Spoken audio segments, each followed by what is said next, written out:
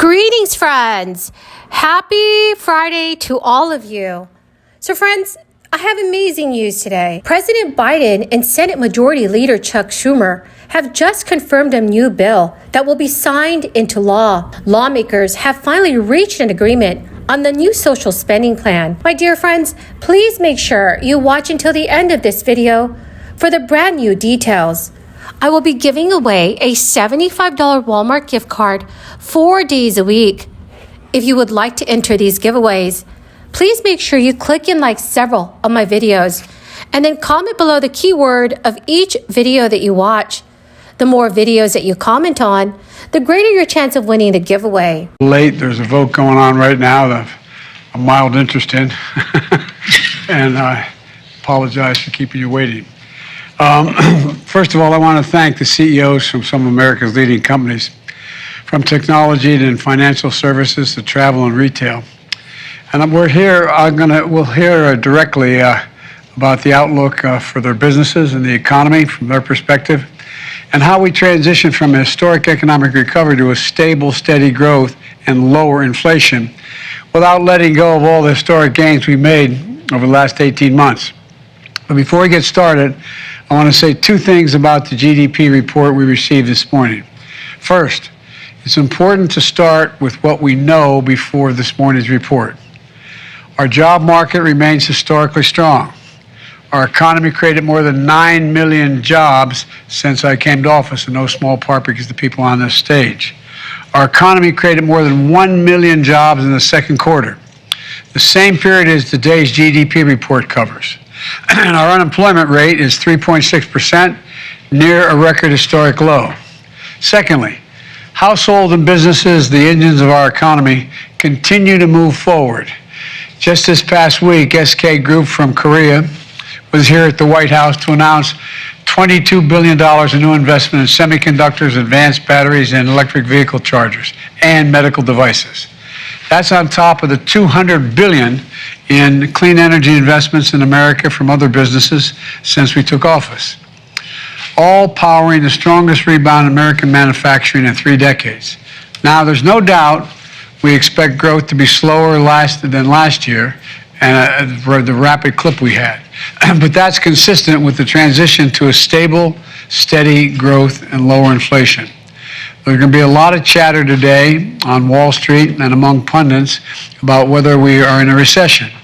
But if you look at our job market, consumer spending, business investment, we see signs of economic progress. Senate Majority Leader Chuck Schumer and Senate Democrat Joe Manchin just announced a deal on an energy and healthcare bill. This represents a breakthrough after more than a year of negotiations that have collapsed time and time again, but will face furious GOP opposition. The deal is a major reversal for Senator Manchin, and a health and climate bill stands a serious chance of becoming law as soon as August. Although this is only if Democrats can pass a bill in the House of Representatives, it also needs approval from the Senate parliamentarian to allow it to be approved, while Senator Manchin scuttled President Biden's Build Back Better bill. The final deal includes a number of provisions that the moderate from West Virginia had formally criticized. This is representing a significant reversal from earlier this month. That includes provisions addressing the climate crisis. The agreement contains a number of Democrats' goals.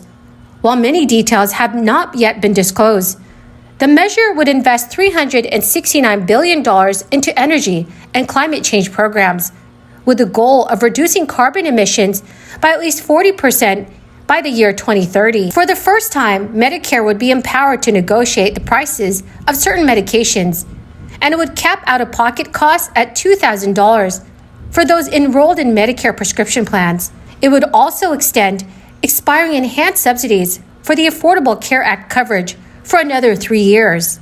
The announcement comes at a very crucial time for Congress, as many Democrats will soon campaign for re-election. The news also came several hours after the Senate passed a separate bill to invest $52 billion in U.S. manufacturing of semiconductors, sending it to the House to consider as soon as this week. Senator Joe Manchin's support is notable, given his stance earlier this month that he would not support the climate or tax provisions of the Democratic economic package, which appeared to torpedo any hope that Democrats have had of passing legislation to fight climate change in the near future. But Chuck Schumer and Senator Manchin had been in revived talks over the past few weeks. The deal still faces multiple hurdles before it can make it to President Biden's desk, including the parliamentarian and having to pass both chambers of Congress.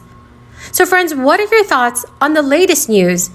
Please let me know your thoughts in the comments section below. According to Business Insider, President Biden is still putting cash into people's pockets during a long stretch of inflation. The $1.9 trillion stimulus law that Democrats enacted in March of 2021 without any Republican support is helping set the stage for another round of relief payments at the state level. At least 18 states, including California and Florida, have taken that step this year, without Congress gridlocked on how to deal with the worst inflation in 4 decades. The law set aside $350 billion in aid for state and local governments aimed at preventing layoffs or big cuts to public services. Few strings were attached to the money to guarantee flexibility, and it largely amounted to a blank check for states and municipalities. For those fears of job losses and wrecked budgets never materialized, so states spent less than expected.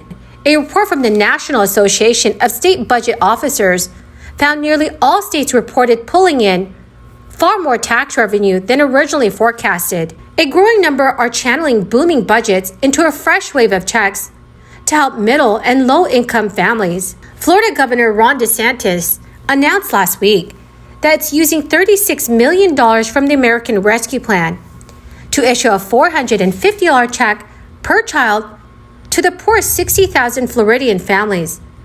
That is on top of the $1,000 cash bonuses to first responders using federal aid in the spring. The key word for this video is Waikiki Beach. If you would like to enter the next giveaway, please make sure you click and like several of my videos, and then comment below this keyword, which is Waikiki Beach, and additional keywords of any video of mine that you watch. And friends, please make sure that you are subscribed to my channel. Well, my amazing and fabulous friends, that is the end of my daily stimulus update video. Thank you so very, very much for joining me here today.